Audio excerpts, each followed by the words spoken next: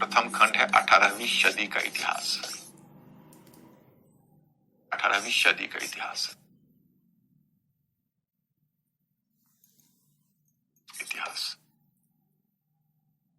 Okay, और थोड़ा सा जब मैं 18वीं सदी के उत्तरार्ध पर आकर पलासी बक्सर कवर कर दूंगा तो थोड़ा सा अब आपने जो भी पूछा है इतिहास लेखन में थोड़ा सा साम्राज्यवादी, थोड़ा राष्ट्रवादी, थोड़ा मार्क्सवादी और सबाल्टर्न्स को ब्रीफ में आप लोगों को मैं कुछ आइडियाज दे दूंगा ताकि आगे फिर आपको अभी मैं उसकी तरफ जाऊंगा तो आप उसको शायद जस्टिस नहीं कर पाओगे।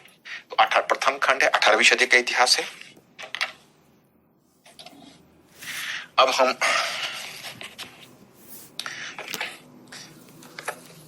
इसको दो उपखंड में हम लोग बांट रहे हैं।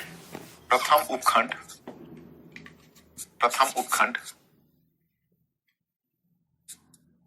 18वीं सदी का पूर्वार्ध।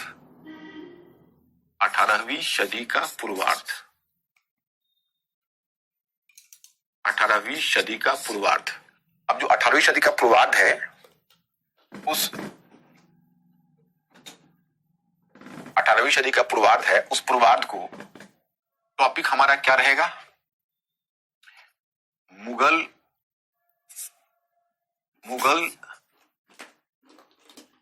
साम्राज्य का विघटन। मुगल साम्राज्य का विघटन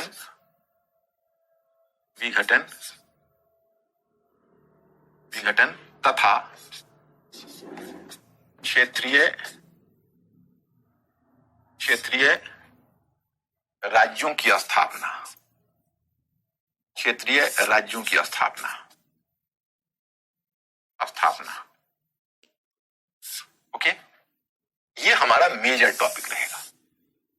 अब हम विचारों पर आधारित मुद्दे को यहां पर स्पष्ट कर देते हैं कि इसमें हम लोग किस किस इश्यू पर विशेष ध्यान देंगे। हाँ, एक जो हमारा कॉन्स्ट्रेंट है, हमारी सीमा है कि आप एंशिएंट और मिडिवल का इतिहास आपका पीछे से अभी हुआ नहीं है, उसकी चिंता ना करें। मैं रेफरेंस देने में कोशिश करूंगा कि वैसे जहां भी जटिलता आने वाली होगी वहां पीछे रेफरेंस देके मैं आपको समझा दूंगा ताकि आपको तत्काल सुविधा हो सके। और फिर एंशिएंट, मिडिवल और कल्चर को तो हमें फिर नए ढंग से कवर करना है, वो हमारा एक सेगमेंट ही है, तो उसको हम बाद में कवर करेंगे। तो अभी फिलहाल हम कितने इश्यू को देखेंगे?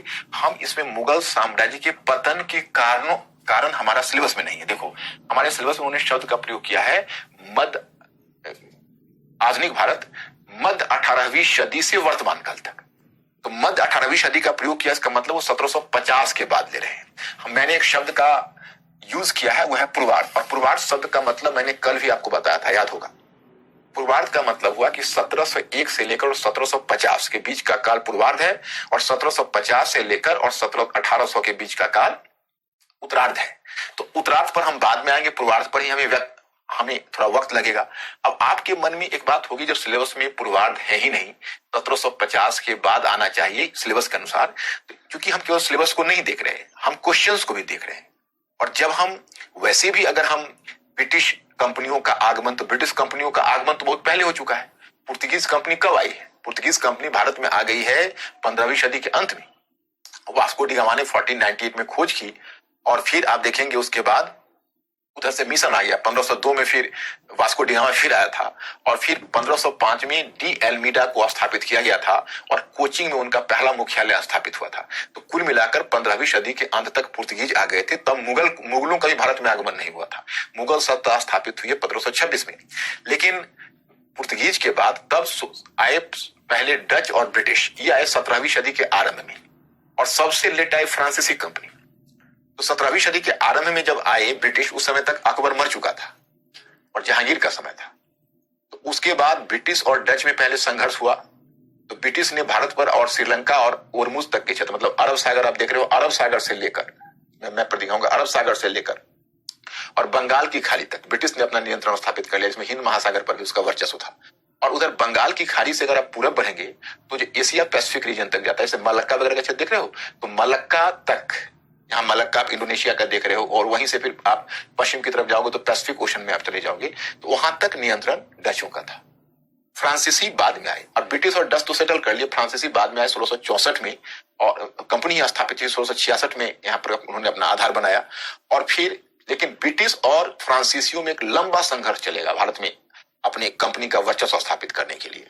उसमें फ्रांसीसी हार जाएंगे, ब्रिटिश आगे बढ़ जाएगा। क्या वजह होगी वो मैं आपको उत्तरार्ध वाले में बताऊंगा। अब यहाँ ब्रिटिश कंपनी की चर्चा में नहीं कर रहा, हालांकि ब्रिटिश कंपनी आ चुकी है, लेकिन हमने सुविधा की दृष्टि से उसको उत्तरार्ध में ही चर्चा करनी है और फिर हमें दिखाना है आपको कि कैसे ब्रिटिश कंपनी एक राजनीतिक शक्ति के रूप में ढली। अभी हम लोगों को कितनी चीजें करनी है, तो मुगल साम्राज्य के विघटन के कारणों का जिक्र नहीं करना है, जीएस में उसका मतलब नहीं है।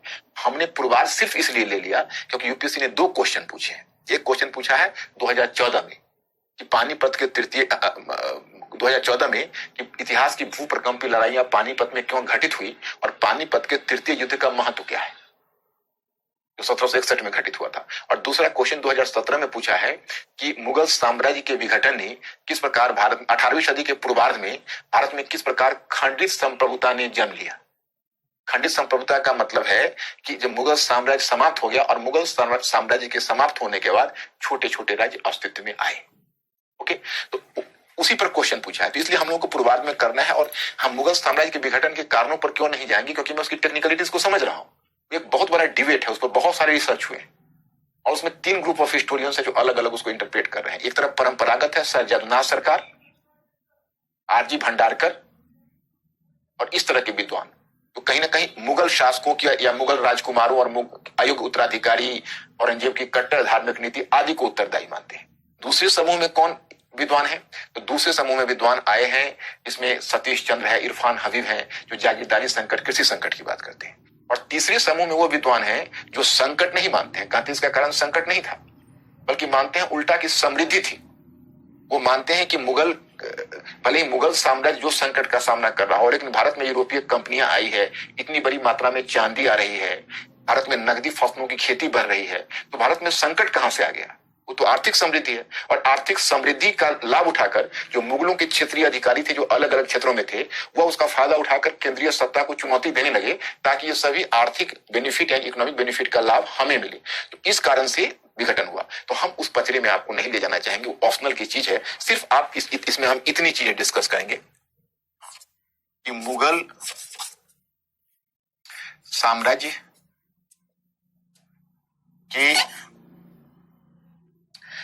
साम्राज्य के विघटन के पश्चात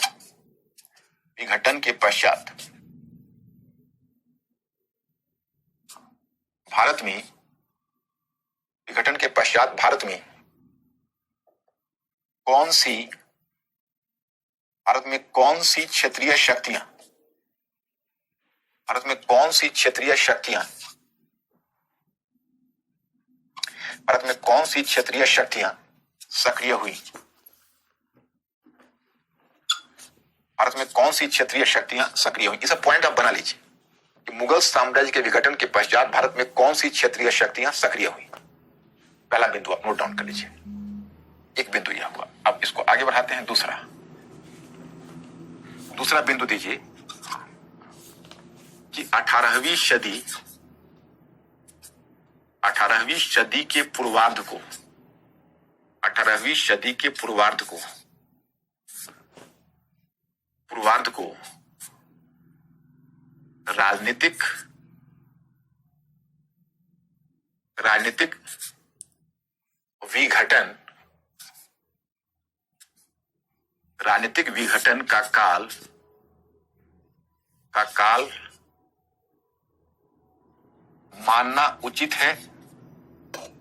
उचित है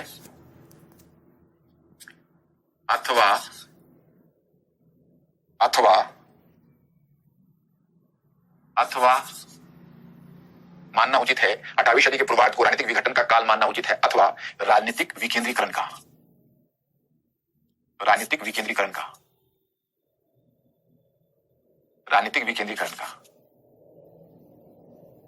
का ओके। एक ये इशू है। इस काल को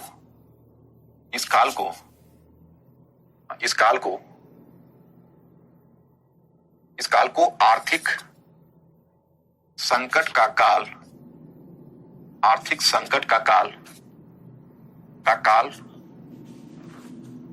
करार दिया जा सकता। करार का मतलब है करार दिया जा सकता। आर्थिक संकट का काल करार दिया जा सकता अथवा आर्थिक समृद्धि का अथवा आर्थिक समृद्धि का, अथवा आर्थिक समृद्धि का। ओके, तो इस काल को आर्थिक संकट का काल करार दिया जा सकता, अथवा आर्थिक समृद्धि का। ओके,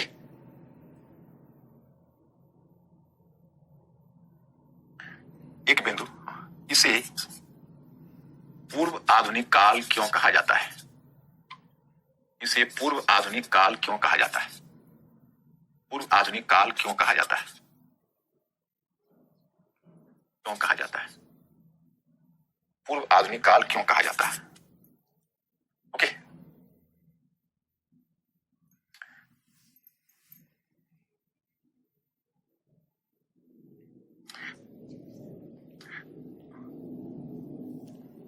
क्या मराठा मुगल शक्ति को, मराठा मुगल शक्ति को, मराठी यानी मराठी मुगल शक्ति को, मराठी मुगल साम्राज्य को, मुगल साम्राज्य को, मुगल साम्राज्य को विस्थापित करने में क्यों विफल रहे? विस्थापित करने में क्यों विफल रहे? में क्यों विफल रहे? क्यों विफल रहे? देखो, इतने इश्यू अगर हम लोग कवर कर लेंगे तो फिर कॉन्सेप्ट क्लियर हो जाएगा, और जो यथासंभव आपको फैक्ट्स है वह भी मैं आपको इसमें स्मरण करवा दूंगा। फिर हम जब 18वीं सदी के उत्तरार्ध पर आएंगे तो आपको यूरोपीय कंपनी से शुरू करेंगे, और वहां से शुरू करके कर्नाटिक वॉर, पलासी और बक्सर का युद्ध और इलाहाबाद की संधि पर जाकर वो समाप्त हो जाएगा। जब तब हमारा 18वीं सदी पूरा हो जाएगा तब हम लोग उपनिवेशवाद वाले टॉपिक पर आएंगे। वो टॉपिक बड़ा होगा, उसमें उपनिवेशवाद का 3 चरण बांटेंगे। वहां से हम आपको पहले एक डायग्राम बनाएंगे, और डायग्राम बनाने के बाद और तब उस स्ट्रक्चर को देंगे। यहाँ पर क्या है कि मैंने डायरेक्ट डायग्राम ना देके स्ट्रक्चर ही दे दिया। अब इसमें 1 इश्यू है, 2 इश्यू है, 3, 4 और 5, ये 5 इश्यू करते हुए आपको पूर्वार्ध का कॉन्सेप्ट क्लियर हो जाएगा। और जहां तक पीछे से हमें रेफरेंस लेने की बात है तो मैं आपको बता दूं कि पीछे वाले रेफरेंस की आप चिंता मत करिए, क्योंकि पीछे जहां जहां जरूरत होगी हम रेफरेंस को खुद कलेक्ट कर लेंगे। तो पहले आपको मैं यहाँ पर इसका एक हेडिंग देता हूं, और मैं आपको समझाता भी चलता हूं, और समझाकर आवश्यक चीजें नोट डाउन भी कराता जाऊंगा। वैसे मेरे बुकलेट में नोट डाउन है, लेकिन अभी मैंने क्या कहा कि थोड़ा पेंदी जब तक नहीं बनता है तब तक ऊपर से जो डालूंगा भूल जाओगे। 1-2 दिनों तक, 3 दिनों तक की समस्या होगी। जहां हमारा स्ट्रक्चर थोड़ा सा बन जाएगा, और जब हम 18वीं सदी तक समाप्त करते करते तक स्ट्रक्चर आपका बनना शुरू हो जाएगा, उपनिवेशवाद के टॉपिक पर जब हम पहुंचते ही आप कंफर्टेबल फील करना शुरू करोगे। लेकिन आप अगर हमारे साथ अभी से रहोगे तो आपको आसानी से उसमें समझ में आ जाएगी। देखो, ये हुआ मुगल साम्राज्य। अब इतिहास में पीछे तुम अगर चलोगे, भाई मुगल साम्राज्य से पहले क्या था? इससे पहले दिल्ली सल्तनत था। दिल्ली सल्तनत का मतलब हुआ कि जो तुर्की लोग जो मध्य एशिया से आए थे, वो तुर्की लोगों ने पहले उत्तर भारत में, पहले यहाँ पर महमूद गजनी ने उत्तर पश्चिम पर अटैक किया था, और फिर उसने पंजाब पर कब्जा करके वहां पर गजनी राज्य, मतलब गजनी साम्राज्य का हिस्सा पंजाब को बनाया था। और महमूद गजनी निरंतर उत्तर भारत पर आक्रमण करता रहा था, लेकिन महमूद गजनी कभी भी वह उत्तर भारत में आकर दिल्ली, आगरा जैसे, आगरा तो खैर उसमें अस्तित्व में नहीं था, आगरा नाम नहीं था, लेकिन दिल्ली तो थी, यहाँ आकर इस क्षेत्र पर या मध्य भारत या उत्तर भारत के भूभाग पर डायरेक्ट कब्जा करने की कोशिश नहीं की। वह यहाँ से केवल धन लूट कर ले जाता और उससे अपने मध्य एशियाई साम्राज्य को बढ़ा रहा था। तो फिर जब मोहम्मद गोरी आया तो मोहम्मद गोरी ने उत्तर भारत में, जो मध्यकाल में मैं पढ़ाऊंगा उसको, अभी मैं एक रेफरेंस दे रहा हूं, तो उसने उत्तर भारत में एक राज्य की स्थापना की जो खिलजियों के अधीन, जिसमें अलाउद्दीन खिलजी का आपने नाम सुना होगा। उत्तर भारत में एक साम्राज्य बना था, और फिर मोहम्मद बिन तुगलक उसे एक अखिल भारतीय आकार देने का प्रयास किया था। फिर वो साम्राज्य बिखर गया था और कई क्षत्रिय राज्य अस्तित्व में आ गए थे, और उसी क्रम में आप देखेंगे जो कई क्षत्रिय राज्य अस्तित्व में आए थे और वो फिर आपस में ही संघर्ष कर रहे थे। तो फिर बाबर ने अटैक किया पंजाब से, और बाबर ने दिल्ली और आगरा पर कब्जा किया, और अकबर ने फिर एक बार साम्राज्य निर्माण की प्रक्रिया आरंभ की, जो औरंगजेब के समय तक दक्षिण तक पहुंच गई। उत्तर पश्चिम में काबुल, कांधार भी मुगलों के अधीन थे। तो मुगल से पहले अगर आप भारतीय साम्राज्य को याद करोगे तो आपको याद आएगा दिल्ली सल्तनत। तो फिर आपके मन में होगा कि थोड़ा दिल्ली सल्तनत से पहले अगर हम साम्राज्य को याद करना चाहेंगे तो कौन सा साम्राज्य आएगा? तो प्रतिहार और पाल साम्राज्य आएगा। प्रतिहार उत्तर पश्चिम में और पाल पूरब में। फिर आपके दिमाग में होगा प्रतिहार और पाल से पहले भारत में कोई साम्राज्य याद करना चाहेंगे तो कौन सा आएगा? तो आपका साम्राज्य उसमें आ जाएगा हर्षवर्धन का साम्राज्य। और हर्ष से पहले कहोगे भाई उत्तर भारत में, दक्षिण भारत में चालुक्य शासक है पुलकेशिन द्वितीय, उसका साम्राज्य है। अब हर्षवर्धन से पहले कहोगे तो आपको गुप्त साम्राज्य याद आएगा और समुद्रगुप्त जिसने दक्षिण तक हमला किया नर्मदा नदी क्रॉस करके। बताया जाता है अलाउद्दीन खिलजी से पहले नर्मदा यानी क्रॉस करके दक्षिण की तरफ आने वाला वो अंतिम शासक था। फिर कहोगे गुप्त से पहले कौन साम्राज्य था, तो फिर हमें याद आ जाएगा उत्तर में कुषाण साम्राज्य और दक्षिण में सातवाहन साम्राज्य। फिर कहोगे इन दोनों से पहले कौन था, तो भारत का सबसे बड़ा साम्राज्य तो स्वयं मौर्य साम्राज्य था, जिसमें जो अशोक के समय अपने विकास के चरम स्तर पर पहुंच चुका था। अब उसके पहले कहोगे कौन सा साम्राज्य था, तो मगध साम्राज्य था। मगध साम्राज्य की विरासत ही मौर्यों को मिली थी और उससे पहले भारत में कोई साम्राज्य नहीं था बल्कि 16 महाजनपद थे। तो कुल मिलाकर देखोगे इससे पहले मगध साम्राज्य, मौर्य साम्राज्य, कुषाण साम्राज्य, गुप्त साम्राज्य, पाल और प्रतिहार और पाल का साम्राज्य, फिर तुर्की साम्राज्य यानी दिल्ली सल्तनत का साम्राज्य और सातवां मुगल साम्राज्य। अब ये मुगल साम्राज्य का विघटन हुआ है और भारत का राजनीतिक परिदृश्य क्या है, तो आप थोड़ा सा लिखना शुरू करिए। पहला आपका क्या था इशू, मुगल साम्राज्य के विघटन के पश्चात भारत में क्षत्रिय शक्तियों की स्थापना। तो पहले हेडिंग दीजिए पॉइंट फर्स्ट और लिखिए, ये देखो इंडिया का मैप आप लोग ड्रॉ कर सकते हो, ये मैप मैं भेज दूंगा कल, क्योंकि कुछ नहीं टेढ़ा मेढ़ा या ड्राइंग मेरा भी मैं ड्राइंग नहीं कर पाता, मैं आपको वेरी फ्रैंकली आपको बताऊं, कोई बड़ी चीज नहीं, टेढ़ा मेढ़ा तो आप खींच ही सकते हो। और ये चीज ये तीनों मैप मैं कल आपको भिजवा देता हूँ वहां डिस्ट्रिक्ट R&D से। अब क्या है कि आप उसमें केवल कुछ नहीं करना है, इंडिया का मैप खींचना है और मैं कुछ स्टेट्स का नाम बता रहा हूं, उसको एरिया के अनुसार आप भर सकते हो, उसमें कोई दिक्कत नहीं। तो आप लिखिए मुगल साम्राज्य का विघटन, उसमें डैश देकर लिखिए कि औरंगजेब के काल तक मुगल साम्राज्य, औरंगजेब के काल तक मुगल साम्राज्य अपने प्रसार मान जाए तो विस्तार, अपने प्रसार या विस्तार भी लिख सकते हो, प्रसार के चरम बिंदु का मतलब सबसे अधिक, चरम बिंदु तक पहुंच गया था, चरम बिंदु मतलब क्लाइमेक्स पर पहुंच गया था। दक्षिण भारत में उसका प्रसार कृष्णा नदी से दक्षिण तक हो गया था। दक्षिण भारत में उसका प्रसार कृष्णा नदी से दक्षिण तक हो गया था, कृष्णा नदी से दक्षिण तक हो गया था। और फिर 1707 में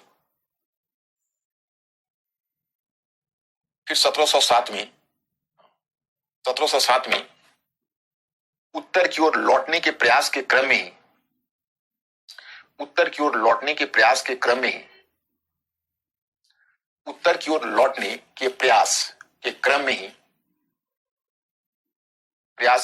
ही औरंगजेब की मृत्यु हुई।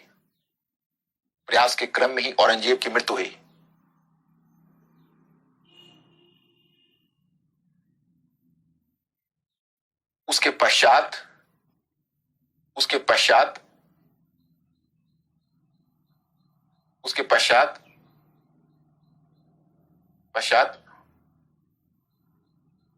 मुगल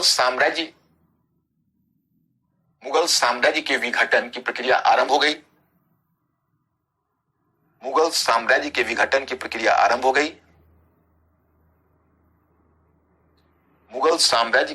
की प्रक्रिया आरंभ हो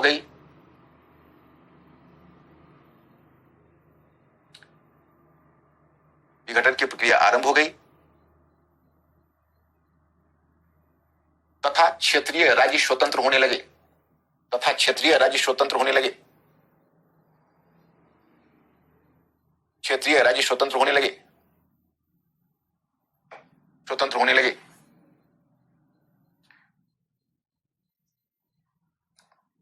इन राज्यों को निम्नलिखित समूहों में बांटकर देखा जा सकता है।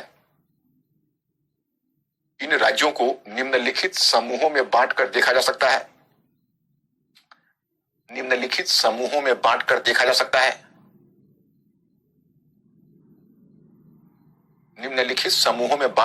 सकता है। अब एक काम करो मैं स्टूडेंट्स, थोड़ा सा ये मैप देख रहे हो ना, इंडिया के मैप भर की जगह छोड़ दो, तो तो घर पर आपको ड्रॉ करना है, आप उसकी जगह स्पेस छोड़ दो, और मैं स्टेट्स का नाम तो लिखवा रहा हूं, वो आपको याद ही हो जाएगा, तो बड़ी चीज नहीं है, और सबके पीछे की कहानी भी आपको बता दूंगा। लेकिन मैं यहां पर यह चाहूंगा कि आप थोड़ा सा उसको अपने कलम से बाद में उस नामों को भर लेना क्षेत्रवार, एग्जैक्ट ना हो, लेकिन जो मानचित्र की समझ है दिमाग में, एक अगर मैप का फिगर आपको रहेगा तो फिर स्टेट्स का नाम नहीं भूलोगे। वो स्मरण रखने का एक तरीका है, इसलिए हम स्मरण का एक तरीका है, इसलिए मैंने उसको वहां पर रोका हुआ है। तो आप नीचे एक मैप की जगह छोड़ के आगे बढ़ो। इन राज्यों को निम्नलिखित समूह में बांट कर देखा जा सकता है। अब सबसे पहले लिखिए उत्तराधिकारी राज्य।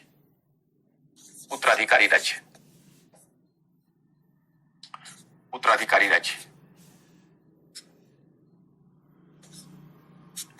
डैश जगह लिखिए। उत्तराधिकारी राज्य से तात्पर्य है, उत्तराधिकारी राज्य से तात्पर्य है, तात्पर्य, तात्पर्य तो समझते हैं ना आप लोग। मैंने क्या कहा, आप लोग मुझसे जैसे बहुत कुछ सीखते हो, तो मैं आपसे क्या सीखता हूं कि मैं किन शब्दावली का, जैसे आज आप लोगों की शब्दावलियां जब मैंने देखी तो मुझे लगा कि मैं यथासंभव जहां भी हो सकेगा मैं उस शब्दावली का मतलब स्पष्ट करने की कोशिश पहले ही करूंगा। तो आप यहां पर तात्पर्य शब्द आपने देखा, तो लिखिए कि हाँ हाँ, उत्तराधिकारी राज्य से तात्पर्य है, तात्पर्य का मतलब अर्थ है, अर्थ मतलब हुआ अर्थ है वैसे राज्य, वैसे राज्य, वैसे राज्य, हाँ, जो स्वयं मुगल साम्राज्य के अधिकारियों के द्वारा ही, वैसे राज्य जो स्वयं मुगल साम्राज्य के अधिकारियों के द्वारा ही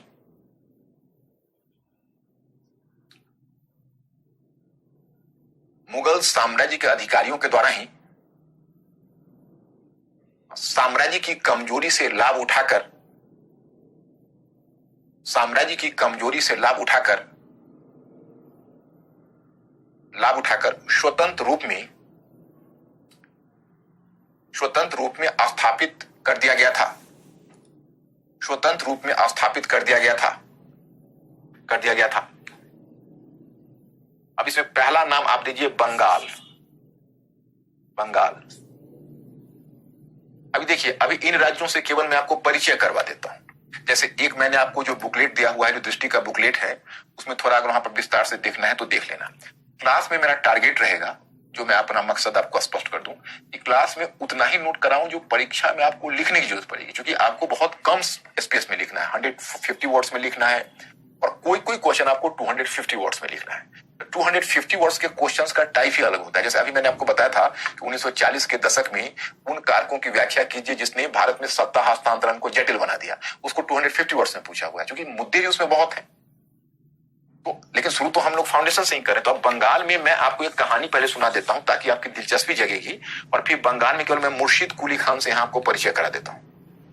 उसका उत्तराधिकारी सुजाउद्दीन हुआ था, और सुजाउद्दीन का उत्तराधिकारी सरफराज खान हुआ था। हाँ, डेट्स को लेकर आप बहुत ज्यादा चिंतित नहीं होना। एक बात मैं आपसे जानना चाहूंगा, अगर संभव हो सके तो, आप सभी लोग सुन रहे हो ना, जैसे काम तो आपको मेरे बुकलेट से करना है, क्योंकि मैं जिस पैटर्न से आपको पढ़ा रहा हूं वो पैटर्न से आपका बुकलेट, दृष्टि का बुकलेट तैयार है। लेकिन एनसीईआरटी जो होती है ना, बेसिक टेक्स्ट होती है, तो उसमें कुछ वैसे ही जिज्ञासा, उसमें कुछ नोट डाउन नहीं करना है, सिर्फ अंडरलाइन कर लेना है। अगर आप में से जिन लोगों को समय मिले हमारे क्लास में, जो मैं क्लास में नोट डाउन करवाता हूं उससे, और जो आपने वहां पर बुकलेट में पढ़ा है उससे, अगर आपका समय मिल जाता है, क्योंकि आप लोग एक ही क्लास कर रहे हो, और मेरा विश्वास है कि आप लोग अगले वर्ष के लिए हो, इस वर्ष के लिए आप नहीं हो, इस वर्ष का प्रीलिम्स आपको नहीं देना होगा। तो मेरे विचार में, क्योंकि 8वीं कक्षा के जो 2 एनसीईआरटी है उसका तो कल मैं सबको टॉपिक बना के भी मैंने आपको दे दिया है, याद होगा। उस जैसे वो मेरे टॉपिक को सामने रखना, और एनसीईआरटी पढ़ते उस टॉपिक का जवाब उसमें देखने की कोशिश करना धीरे धीरे, और धीरे धीरे पढ़ो। मतलब जैसे मेरा अभी मैं यहाँ हूं 18th सेंचुरी पर, तो पहले आप 18th सेंचुरी पढ़ लो, फिर मैं उपनिवेशवाद पर जाऊंगा तो फिर उपनिवेशवाद वाला पढ़ लेना, जब मैं राष्ट्रवाद पर जाऊंगा तो राष्ट्रवाद वाला पढ़ लेना। तो उससे क्या हुआ कि और भी आपका जो दृष्टिकोण है वो थोड़ा सा उसमें, जैसे अब तारीख, आप में से एक सामान्य सा प्रश्न होता है कि सर डेट्स बहुत है, याद रखना होगा। वहां पर पहला ही चैप्टर में आपको दिया हुआ है तारीखें कितनी महत्वपूर्ण है। उसमें आप देखो कि उन्होंने तारीखों को कैसे डील किया है। देखो, जब पहले लोग राजवंश का इतिहास पढ़ते थे तो हमारे लिए इतिहास में यह महत्वपूर्ण हो जाता था कि किस राजवंश कितने समय से कितने समय तक शासन किया, और किस शासक का किस ईस्वी में सिंहासनारोहण हुआ और कब उसका डेथ हुआ, क्योंकि हम राजनीतिक इतिहास पर बल देते थे। अब क्या है, अब इतिहास के अध्ययन का मतलब हो गया है परिवर्तन का ज्ञान। तो इतिहास के अध्ययन का मतलब परिवर्तन का ज्ञान हो गया है, तो घटनाएं उतनी वो तिथियां उतनी महत्वपूर्ण नहीं रह गई है उसको हम। हाँ, तिथि से एक फायदा ये होता है कि क्रोनोलॉजी बनता है। क्रोनोलॉजी भाई पहले कौन आया, पहले मुर्शिद कुली खान आया, पहले अलीवर्दी खान आया, नहीं तो सब उलट पुलट हो जाएगा। लेकिन एग्जैक्ट अगर आपको मुर्शिद कुली खान का डेट याद नहीं है तो इतना जरूर याद होना चाहिए कि मुर्शिद कुली खान अलीवर्दी खान से पहले है।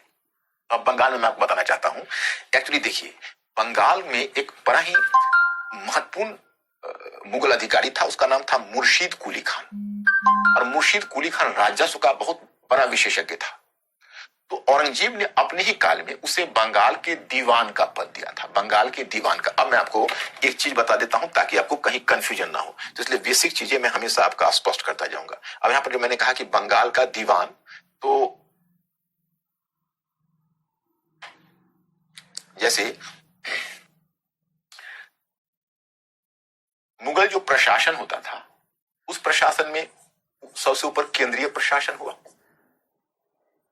केंद्रीय प्रशासन का मतलब है जो दिल्ली या आगरा से संचालित होता था, वो तो आप जानते ही हो। और केंद्रीय प्रशासन के स्तर पर अधिकारी होते थे जिनकी चर्चा मैं यहां नहीं करूंगा। दीवान होते थे, मीर बख्शी, इनको कहते थे दीवाने आला, इन्हें मीर बख्शी कहते थे, इन्हें कहते थे खाने समा, इन्हें वजीर बोलते थे, इन्हें दीवाने आला, इन्हें मीर बख्शी, इन्हें खाने समा, इन्हें सदर सुदर। और यहां होता था सूबा। सूबा कहते थे प्रांत को, क्या बोलते थे मुगल लोग, सूबा। तो सूबा के स्तर पर तो वैसे 4 अधिकारी होते थे, मैं 2 ही की चर्चा कर रहा हूं। एक होते थे सूबादार, यानी सूबादार बोलते थे उसको, अथवा इसके 2 नाम होते थे, ध्यान करना, सूबादार अथवा नजीम, अथवा नजीम। ये क्या देखता था, ये सामान्य प्रशासन देखता था, ये सामान्य प्रशासन देखता था, ये सामान्य प्रशासन देखता था। दूसरा था जिसको कहते थे प्रांतीय दीवान।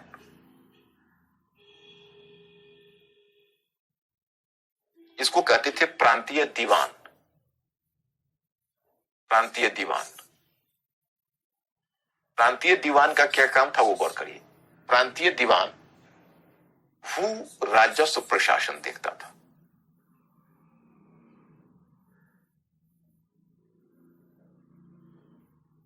जो नजीम है वह नजीम सूबादार, सॉरी सामान्य प्रशासन को साम्राज्य प्रशासन लिख दिया, कर देता हूं, सामान्य प्रशासन देखता था। और जो प्रांतीय दीवान है वो भू राजस्व नहीं, राजस्व प्रशासन। अब राजस्व और भू राजस्व में क्या अंतर है? राजस्व का मतलब होता है चुंगी, यानी राजस्व का मतलब होता है कर। कर आप भूमि कर भी लगाते हो, यानी कृषि पर लगाते हो, व्यापार पर लगाते हो, हाट बाजार पर लगाते हो, तो सभी करों का मालिक होता था। सभी कर वसूल करने का राइट किसको होता था? दीवान को। भू राजस्व हम इसलिए नहीं कहेंगे क्योंकि भू राजस्व तो उसमें एक ही कर है जो भूमि पर लगता था। लेकिन भू राजस्व के अलावा सीमा शुल्क है। सीमा शुल्क का मतलब जब वस्तु एक क्षेत्र से दूसरे क्षेत्र में ले जाते हो तो आपको कर देना पड़ेगा। हाट बाजार में बिक्री के लिए जाते हो तो कर देना पड़ेगा। मार्केट पर कर था, अगर अपने वस्तुओं की खरीद बिक्री करते हो तो उस पर कर देना पड़ेगा। उस सब कर का मालिक होता था प्रांतीय दीवान। और लॉ एंड ऑर्डर, कानून व्यवस्था को स्थापित करता था सूबादार। तो उसमें मुगल शासकों की चालाकियां होती थी। ये दोनों पद, क्योंकि वो तो दिल्ली में, आगरा में बैठा हुआ है और सूबा तो बहुत दूर है, कांधार में भी है, काबुल में भी है सूबा, तो उतने दूर के अधिकारी पर नियंत्रण रखना दिल्ली और आगरा से मुश्किल तो होती थी क्योंकि यातायात और संचार व्यवस्था उसने विकसित नहीं थी। तो मुगल शासक ने चालाकी क्या की हुई थी, वो क्या करते थे कि जानबूझकर प्रत्येक सूबा में सूबादार और प्रांतीय दीवान, 2 समान स्तर के अधिकारी, दोनों का स्टेटस बराबर कर देते थे। और वो इस बात का भी ध्यान रखते थे कई बार की सूबा, क्योंकि उनको प्रांतीय दीवान से उतना डर नहीं था, सूबादार से डर था कि स्वतंत्र होने की कोशिश कर सकता है। तो कोशिश करते थे कि सूबादार की तुलना में प्रांतीय दीवान का पद पर हम किसी वरिष्ठ व्यक्ति को नियुक्त कर दें। तो वह वरिष्ठ व्यक्ति को नियुक्त करने का ख्वाब देखते थे। तो क्या होता था कि उनका मानना था कि ये दोनों एक दूसरे के प्रतिद्वंदी के रूप में रहेंगे प्रांत में, तो दोनों एक दूसरे पर नेचुरली रोक और संतुलन लगाएंगे। रोक और संतुलन का मतलब हुआ चेक एंड बैलेंस, अंग्रेजी में उसको बोलते हैं, चेक एंड बैलेंस करेंगे। तो ये जब तक मुगल प्रशासन अपनी अच्छी अवस्था में रहा, अच्छी अवस्था में, तब तक ये चेक एंड बैलेंस चलता रहा, कामयाब रहा। लेकिन जब जैसे औरंगजेब ने मुर्शिद कुली खान की नियुक्ति इस पद पर की थी, प्रांतीय दीवान के पद पर 1700 ईस्वी में, और बंगाल सबसे समृद्ध प्रांत था क्योंकि यूरोपीय व्यापार भी में जो यूरोपीय कंपनियां जो सामग्रियां भारत से ले जाती थी और यूरोप को निर्यात करती थी, उसमें सबसे बड़ा अंश आता था बंगाल से, 40% हिस्सा।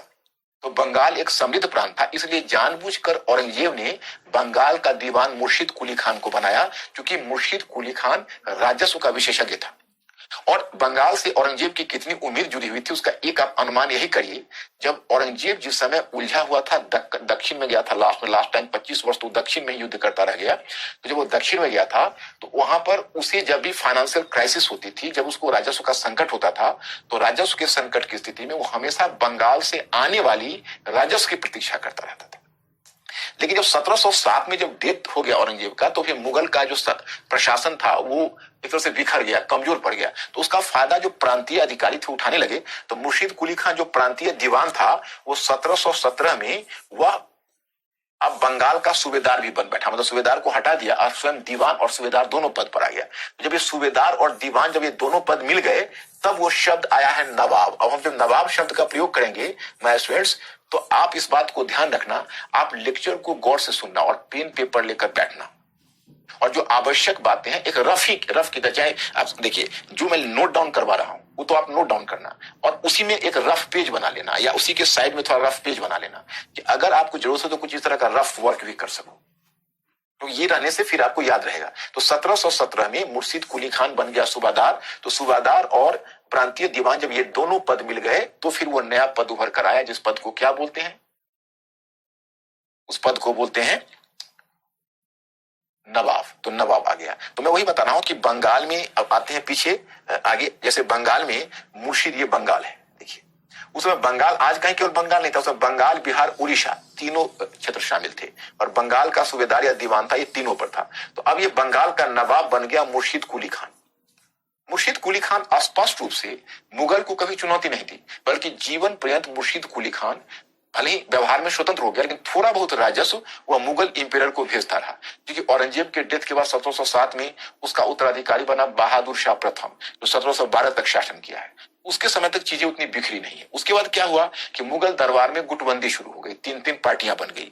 जो ईरान से आए हुए अमीर थे उन्होंने ईरानी पार्टी बना ली, जो मध्य एशिया से आए हुए अमीर थे उन्होंने अपना एक नई पार्टी बनाई, उसको तुरानी पार्टी बोलते थे। और कुछ ऐसे भारतीय मुसलमान थे और कुछ मतलब वो अरब क्षेत्र से आए हुए मुसलमान थे, उन्होंने अपनी एक नया गुट बना लिया, उसको हिंदुस्तानी पार्टी बोलते थे। तो ये तीन पार्टियां काम करने लगी, और वो क्या करने लगी, एक शासक को हटाती, दूसरे शासक को लाती, कोई शासक मारा जाता। अब बहादुर शाह प्रथम 1712 में नेचुरल जब डेथ हुआ उसका, तो उसका उत्तराधिकारी जहांदार शाह हुआ, लेकिन वो ईरानी पार्टी के सहयोग से बना था। एक वर्ष में ही हिंदुस्तानी पार्टी और तुरानी पार्टी ने मिलकर उसको गद्दी से हटा दिया, मतलब मार डाला जहांदार शाह को। और 1713 में लाया गया फारूक सियार को। 1713 से 19 तक फारूक सियार रहा। 1719 से 48 के बीच आया मोहम्मद शाह रंगीला, जैसा नाम था वैसा ही रंगीला था वो। अब उसके समय उत्तर पश्चिम से नादिर शाह का आक्रमण हो गया। नादिर कुली बेग, वो आपके सिलेबस का वो पार्ट नहीं है मॉडर्न हिस्ट्री में, लेकिन हाँ मैं आपको कहानी जरूर नादिर शाह की बता दूंगा ताकि आपकी जिज्ञासा बनी रहे। तो थोड़ी बहुत मैं आपको कहानी भी सुनाता जाऊंगा 18वीं सेंचुरी में, ताकि आपका जुड़ाव बना रहे। तो नादिर शाह का आक्रमण हुआ।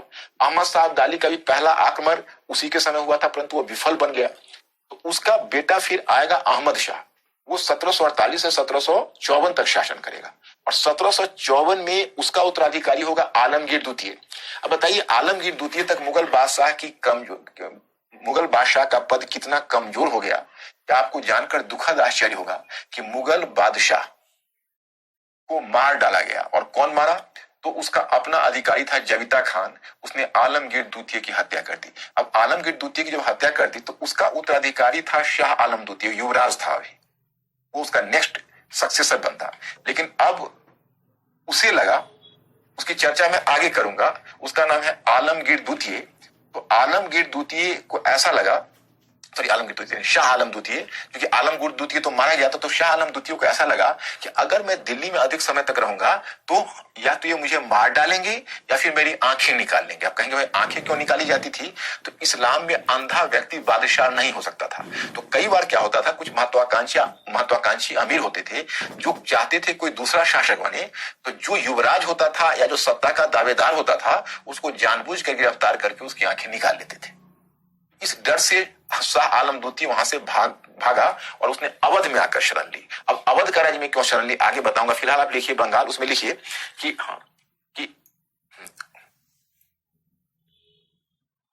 इसको थोड़ा सा आप यहां पर लिखे कि मुर्शीद कुली खान औरंगजेब के काल में, मुर्शीद कुली खान औरंगजेब के काल में बंगाल के दीवान के पद पर नियुक्त हुआ था। बंगाल के दीवान के पद पर नियुक्त हुआ था।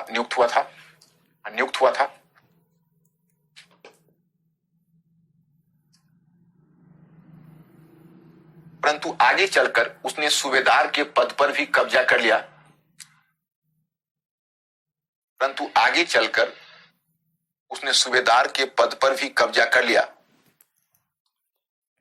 सूबेदार के पद पर भी कब्जा कर लिया। और फिर दोनों पद को मिलाकर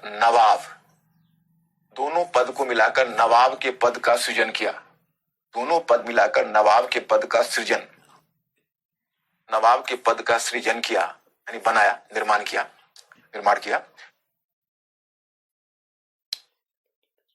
नवाब के पद का सृजन किया।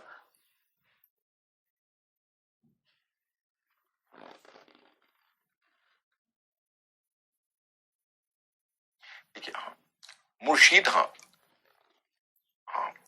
कुली खान व्यावहारिक रूप में स्वतंत्र हो गया।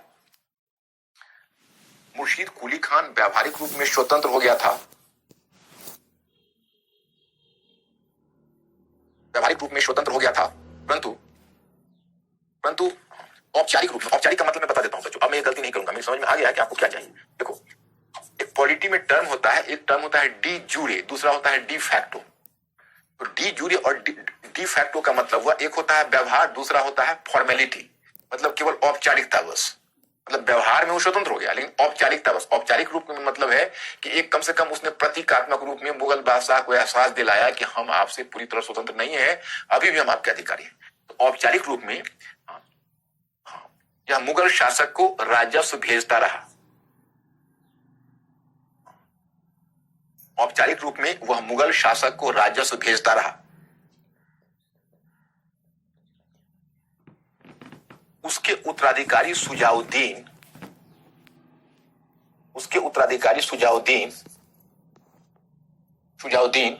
और उसके पुत्र सरफराज खान ने भी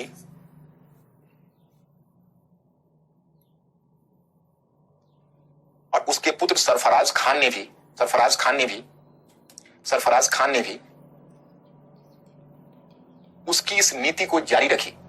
कौन? राजस्व देने वाली नीति। उसकी इस नीति को जारी रखी। किंतु आगे 1740 में अलीवर्दी खान ने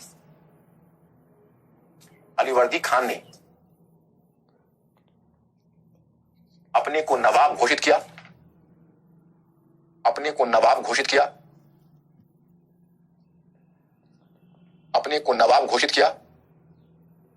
और उसने मुगल शासक को राजस्व देना बंद कर दिया।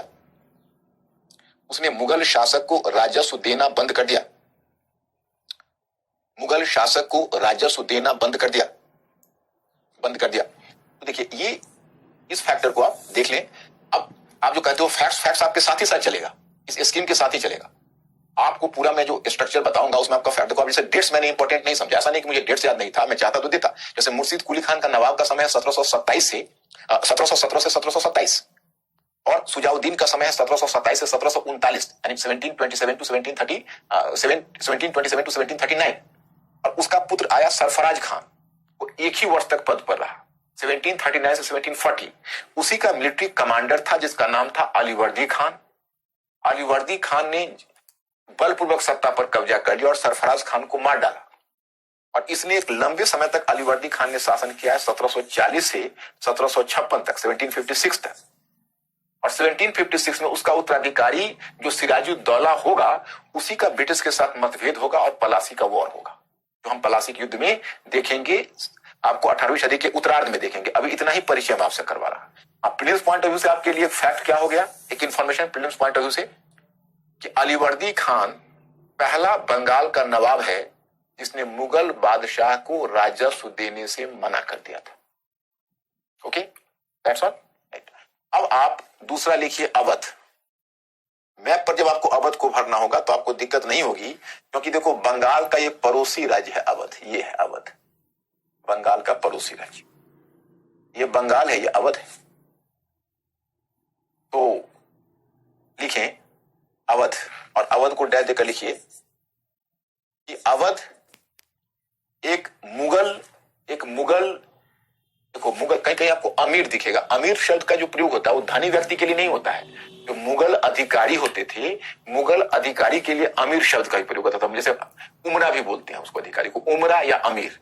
तो हम अगर मुगल अमीर भी आपको कभी बोले या मुगल उमरा बोले तो उसका मतलब आप लगा लेना। तो लिखिए अवध, लिखिए कि एक मुगल अमीर, अमीर लिखा हो या अधिकारी जैसा कहें, अमीर चलेगा, या अमीर के बगल में आप अधिकारी भी लिख लें। तो मुगल अमीर शादत खान, देख लीजिएगा, सादत खान के अधीन, शादत खान के अधीन अवध 1722 में स्वतंत्र हो गया। अवध 1722 में स्वतंत्र हो गया। यद्यपि, पूर्ण विराम मत देना, यद्यपि यह औपचारिक रूप में अभी भी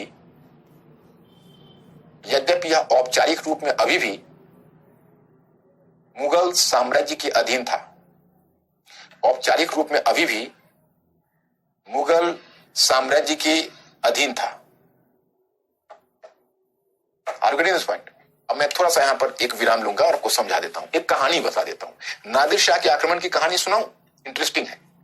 आप लोगों ने नादिर शाह का नाम सुना है? देखिए ये उधर तो मैप उधर नहीं जा रहा है, जैसे ईरान का जो साम्राज्य था वह मुगल साम्राज्य के साथ ईरान के साम्राज्य की पहले मित्रता रही थी, लेकिन हाँ एक विवाद भी रहा था।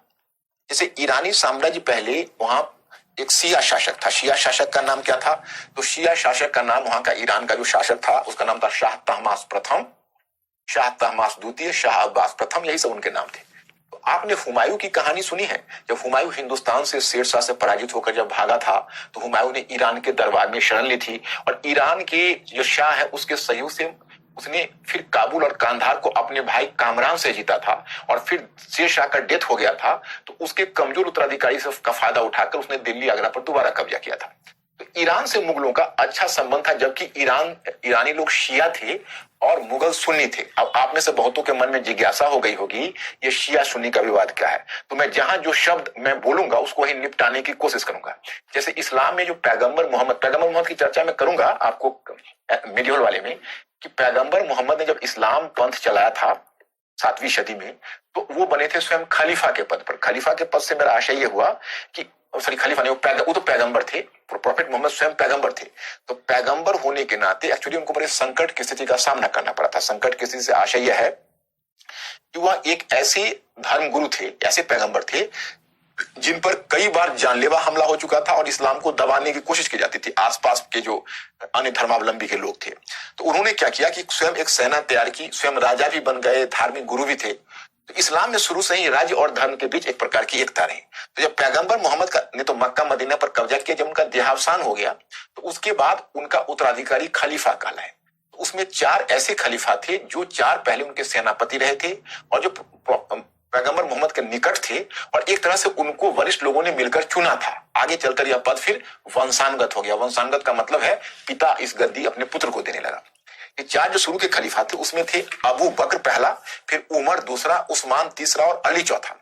तो बहुत सारे मुसलमान ऐसे हैं, और अली उनके दामाद भी थे और भतीजे भी थे। तो अली डायरेक्ट उनके ब्लड रिलेशन से थे, लेकिन जैसे अबू बकर है तो अबू बकर उनका फादर इन लॉ था, ससुर, तो उनके रक्त संबंध से नहीं थे अबू बकर। उसी प्रकार से उमर उस्मान भी उनके रक्त संबंध से नहीं थे। तो ये तीनों खलीफा हुए, लेकिन मुसलमानों का एक वर्ग मानता था कि भाई जो उनके रक्त संबंध से है उनका पहला अधिकार बनता है।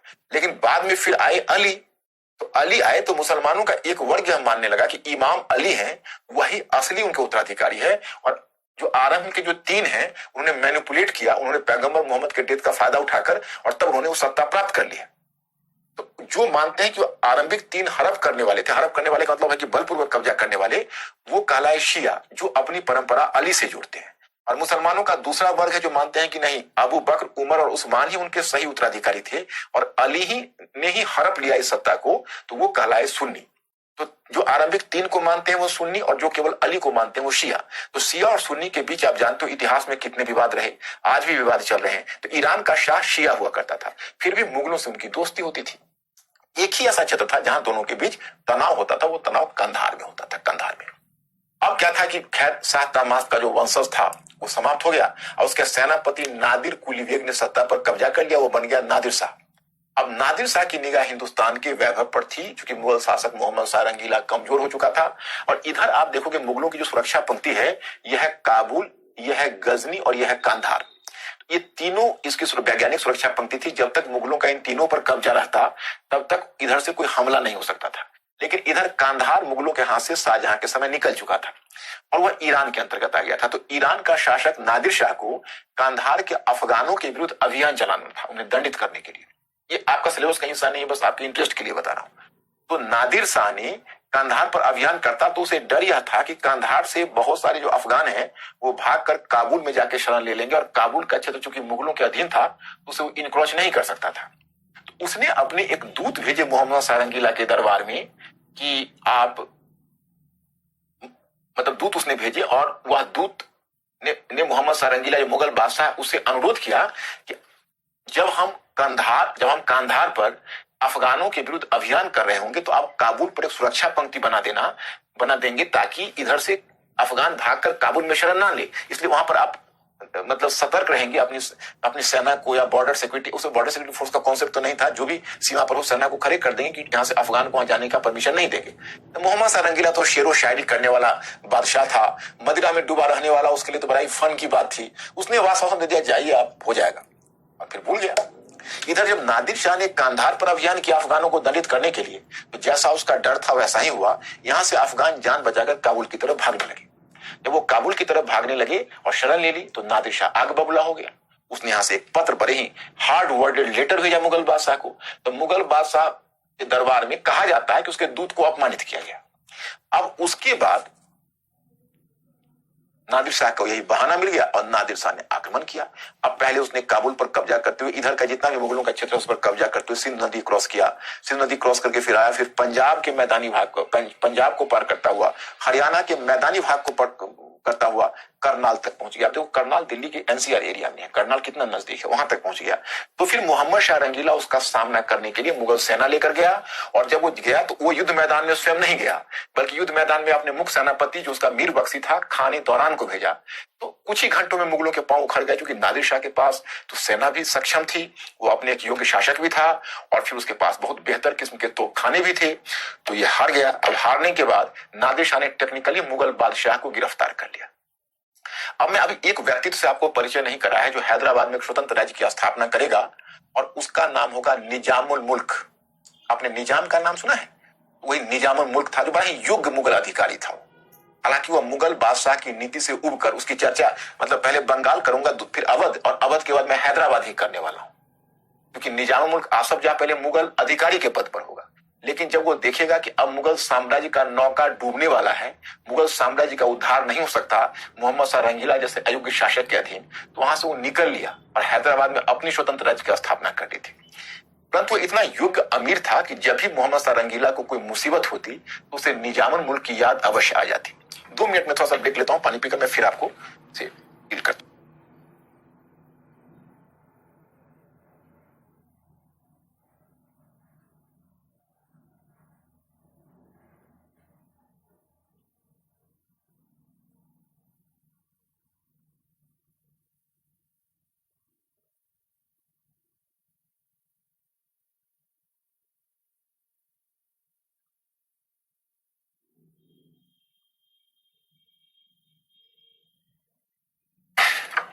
आ जाते हैं मुद्दे पर। तो उसे निजामुल मुल्क की याद जरूर आती, तो उसने निजामुल मुल्क को बुलाया डील करने के लिए नादिर शाह से। और निजामुल मुल्क बहुत ही योग्य अमीर था, मतलब अधिकारी। तो उसी नादिर शाह से डील करने के लिए जब उसने निजाम को बुलाया, निजामुल मुल्क आसफ जाह उसकी पदवी थी, तो निजाम ने बहुत अच्छा सौदा किया। नादिर शाह को बहुत कम पैसों में तैयार कर लिया था हिंदुस्तान से लौटने के लिए। आपको आश्चर्य होगा, मात्र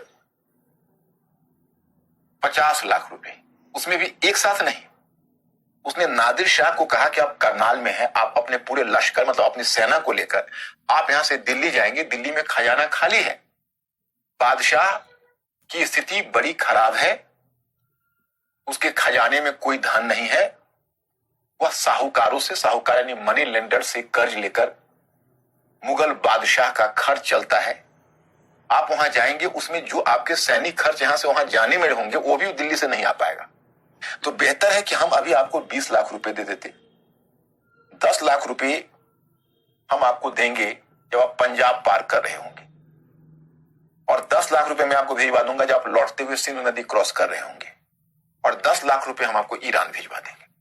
50 लाख में डील किया। नादिर शाह ने आश्चर्य प्रकट भी किया कि आप जैसे जब योग्य अमीर मुगलों के पास मौजूद हैं तो मुगल बादशाहत की स्थिति ऐसी क्यों है। तो उसने अपनी रोना भी बताया कि अब हमारे जानने और सुनने वाले कोई नहीं है। लेकिन तभी सादत खान भी था मुगलों के साथ, मतलब वो सब मिलकर लड़ रहे थे। तो सादत खान को लगा, क्योंकि उस समय मीर बख्शी का पद खाली हो गया था, और मीर बख्शी कहते थे सेनापति को। मैंने आपको बताया था, शायद आपने नहीं गौर किया होगा, कि जो करनाल का युद्ध हुआ था उसमें मुगल सेना को लीड कर रहा था मीर बख्शी। खान ए दौरान उस युद्ध में मारा गया था, तो मीर बख्शी का पद खाली था। तो सादत खान को डर यह हुआ कि अगर यह निजामुल मुल्क इस तरह से अगर सफल हो गया नादिर को मात्र 50 लाख रुपए में राजी करवाने में, तो उसकी मुगल साम्राज्य में मुगल शासक की नजर में इतनी प्रतिष्ठा बढ़ जाएगी कि उसे मीर बख्शी का पद मिल जाएगा और मैं वंचित रह जाऊंगा। तो उसने नादिर शाह को चुपके से खबर कर दी कि आपके साथ यहाँ विश्वास धोखा हो रहा है, आप चलिए दिल्ली, कम से कम 2 करोड़ रुपयों मैं दिलवाऊंगा। अब इतना कहना था, नादिर शाह दिल्ली आ गया। दिल्ली आया, उसके सामने जब खजाने खुले तो वास्तव में खजाना खाली था। अब नादिर शाह आग बबूला हो गया और उसने सादत खान को भरी दरबार में बुलाकर पूछा कि आप 2 करोड़ रुपयों का अविलंब प्रबंध करें, नहीं तो मैं आपकी खाल खिंचवा लूंगा। अब इस बात से तो अब रिवील हो गया, ये बात तो प्रकट हो गई कि सादत खान ने इनवाइट करके लाया है।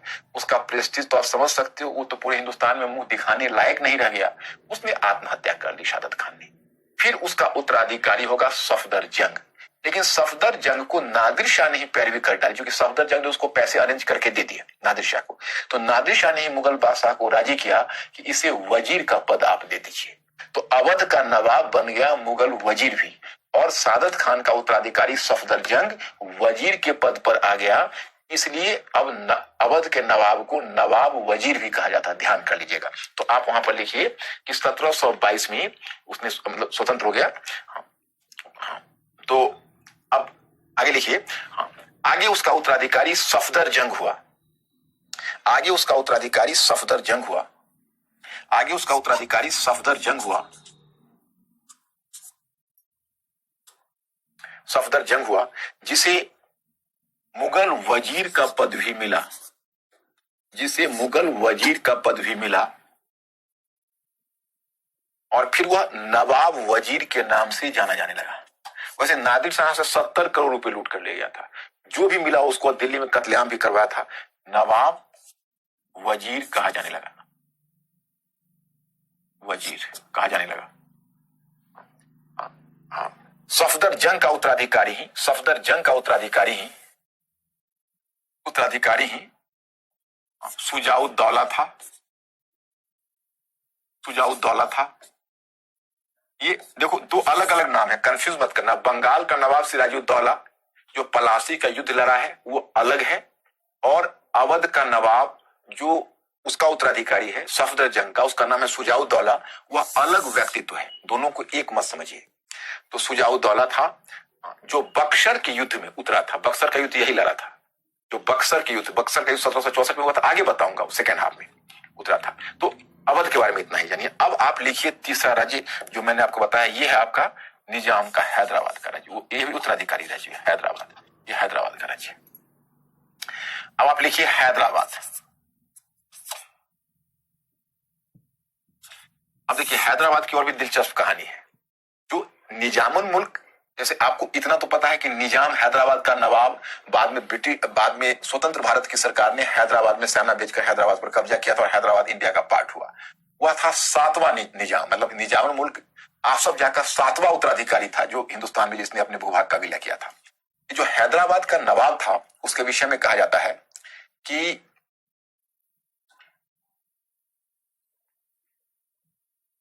पहले वह एक गुट का मुखिया था, उसको तुरानी पार्टी बोलते थे, और उसका आरंभिक नाम था चिनकिलिज खान। मत ही जानिए, याद नहीं रहेगा, चिनकिलिज खान, जरूरत भी नहीं याद रखने की। लेकिन उसका खुश होकर मोहम्मद शाह रंगीला ने ही, उसका टाइटल था रंगीला, उसे मोहम्मद शाह रंगीला ने उसको निजाम मुल्क आसफ जाह की उपाधि दी थी, और 1722 में उसे मुगल वजीर का पद दिया था। यानी मुगल वजीर का पद संभाला था निजाम मुल्क ने। वह उस पद पर था तो उसने सोचा कि हम मुगल साम्राज्य की वित्तीय व्यवस्था को सुदृढ़ करें, क्योंकि मुगल साम्राज्य का फाइनेंशियल पोजीशन काफी वीक हो गया था, जो अभी तो मुझे बताना संभव नहीं है। जैसे जागीरदारी व्यवस्था उनकी जो होती थी, जो मुगल साम्राज्य का ढांचा जिस पर अवलंबित था, उसमें संकट की स्थिति उत्पन्न हो गई थी। तो निजाम ने चाहा, निजाम मुल्क ने, कि हम किसी प्रकार से मुगल साम्राज्य की वित्तीय ढांचे को ठीक करें। उसके लिए उसको भ्रष्टाचार को रोकना था, उसके लिए उसको बहुत जो अन्य मुगल अमीर जो अनावश्यक लाभ प्राप्त कर रहे थे, उन अमीरों पर नियंत्रण और अंकुश लगाना था। तो उसने जब ये सुधार की प्रक्रिया शुरू की तो धीरे धीरे विभिन्न अमीरों के बीच असंतोष उत्पन्न होने लगा, और उन्होंने इस बात की शिकायत कर दी मोहम्मद शाह रंगीला से कि देखिए, हम लोगों के मामले में अनावश्यक हस्तक्षेप हो रहा है। अब मोहम्मद शाह रंगीला ने मध्य में इसके पूरे सुधार कार्यक्रम को रोक दिया। घटना 1724 की है, 1724 की। तो अब निजाम को लगा कि भाई ये डूबती हुई नौका है, इसको बचाने का प्रयत्न भी बेकार है। ये मुगल साम्राज्य का नैया तो डूबेगा, अगर मैं इस नैया पर खड़ा रहा तो मैं भी डूब जाऊंगा। तो 1724 में वहां से वो निकला, और 1724 में आकर उसने इस हैदराबाद, मुगल क्षेत्र नहीं था, उसका स्वतंत्र शासक बन बैठा, निजाम मुल्क हैदराबाद का नवाब बन गया। हालांकि मोहम्मद शाह रंगीला ने उसे दंडित करने के लिए अपनी सेना भी भेजी थी, लेकिन निजाम बहुत ही योग्य था, उसने मुगल सेना को पीट कर वापस भेज दिया और वह हैदराबाद का स्वतंत्र शासक बन बैठा। इस प्रकार से हैदराबाद के स्वतंत्र राज्य की स्थापना हुई। तो आपने जहां हैदराबाद लिखा होगा वहां पर आप लिखिए हैदराबाद के बाद कि स्वतंत्र हैदराबाद राज्य का संस्थापक, स्वतंत्र हैदराबाद राज्य का संस्थापक निजामुल मुल्क था। निजामुल मुल्क था, निजामुल मुल्क, निजामुल मुल्क था। 1722 से 24 के बीच, 1722 से 24 के बीच वजीर कहते थे जो उसके प्रधानमंत्री को, वजीर प्रधानमंत्री को बोलते थे। तो 1722 से 24 तक वह मुगल वजीर के पद पर रहा था, मुगल वजीर के पद पर रहा था, और मुगलों की वित्तीय व्यवस्था को, मुगलों की वित्तीय व्यवस्था को, मुगलों की वित्तीय व्यवस्था को सुदृढ़ करने का प्रयत्न किया था। मुगलों की वित्तीय व्यवस्था को सुदृढ़, सुधारने कर दिए, सुदृढ़ में आपको दिक्कत होगी। मुगलों की वित्तीय व्यवस्था को सुधारने का प्रयत्न किया था,